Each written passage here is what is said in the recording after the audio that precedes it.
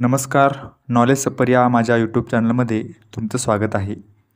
आजच्या व्हिडिओमध्ये आपण कोल्हापूर जिल्ह्यातील शिरोळ या तालुका असलेल्या गावात श्री नृसिंह सरस्वती भोजनपात्र मंदिर आहे त्याची माहिती घेणार आहोत.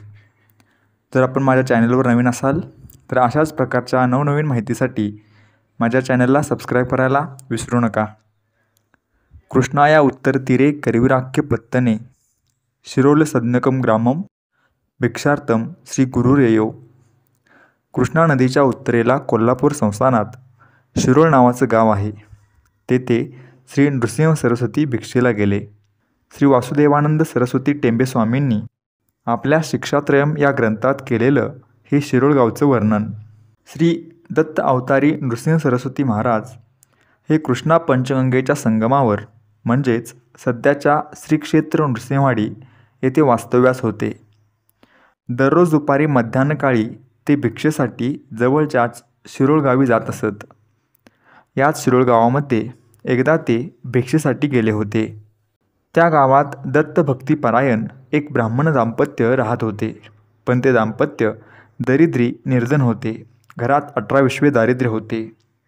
मिळेल त्या भिक्षुकीमध्ये ते कुटुंब आनंदाने आणि समाधानाने राहत होते. श्री नृसिंह सरस्वती भिक्षेसाठी दुपारच्या वेळी त्याच ब्राह्मणाच्या दारासमोर उभे राहिले. संन्यासाने भिक्षा मागताना ओम ह्रीम असे 3 वेळा उच्चार करावायचा असतो तसा उच्चार श्री नृसिंह सरस्वतींनी केला.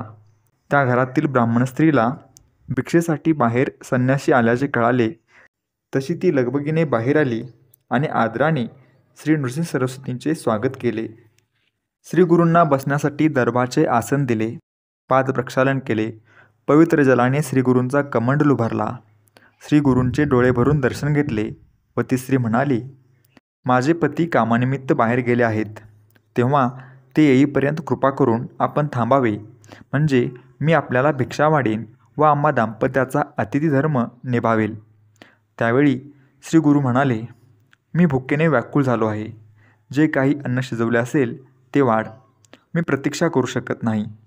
तेव्हा ती ब्राह्मण स्त्री म्हणाली, हे गुरुवर, मी जोंधळ्याच्या कण्या शिजवल्या आहेत, पण त्या वाढण्यासाठी घरी पत्रावळसुद्धा नाही. पत्रावळ करण्यासाठी मी पाणी घेऊन येते. तेव्हा श्री गुरूंनी अंगणातून एक मोठा दगड आणला. त्याला स्वच्छ पाण्याने धुतले आणि त्याच दगडावर त्या स्त्रीला कण्या वाढण्यास सांगितले.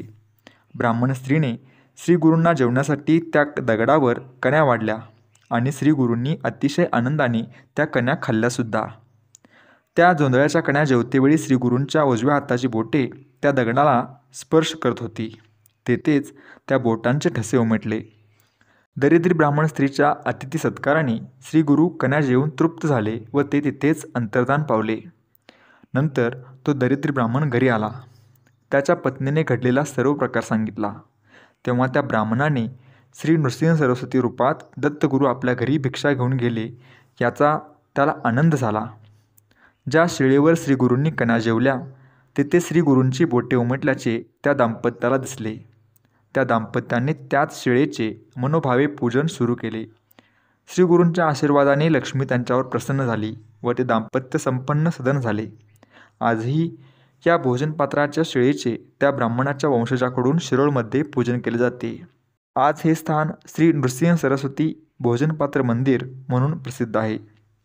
धनधान्ये ना सदनी ना भोजन पात्र, जाड्या भरड्या कणिका आधार मात्र. आरे पाती त्या प्रेमे अमृत सती हस्त, प्रकटे करतल ठसे पाशाणी दत्त. श्री वासुदेवानंद सरस्वतींनी कलियुगातही ईश्वर आपल्या निस्सीम भक्तांचे मनोरथ पूर्ण करतो याचे उदाहरण देण्यासाठी आपल्या शिक्षात्रयम या ग्रंथात कुमार शिक्षा या भागात ही कथा दिली आहे. आपल्याला ही कथा कशी वाटली?